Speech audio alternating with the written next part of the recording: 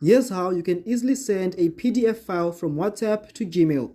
So if you recently received a PDF file and don't know how to send it to a particular Gmail or email address, I'm going to show you just how you can do that.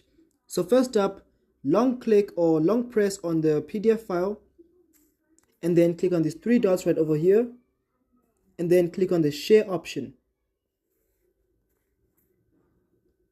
Once you do that, select or rather swipe until you find the Gmail app. If you don't find it, click on the more option and it's going to show up here, and then click on the Gmail app.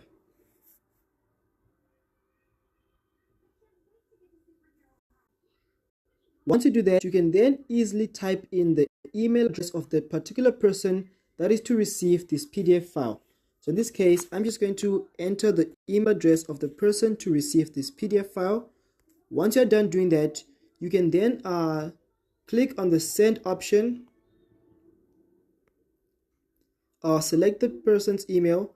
You can then select the send option, or if you want to type in more stuff, you can easily type in more stuff. Like for example, here is the PDF file you requested.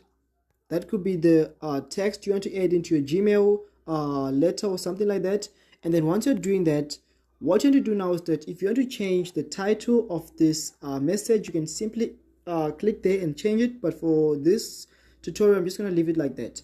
So once you're done doing that, you can then click on the send option by clicking this shape right over here, this square, or sorry, this triangle, and then click on the triangle and then click on the share option. And then that's how you can easily send a PDF file from WhatsApp over to Gmail. So if you enjoyed this video and you found it helpful, please leave a like, comment, subscribe, and I'll see you in the next one.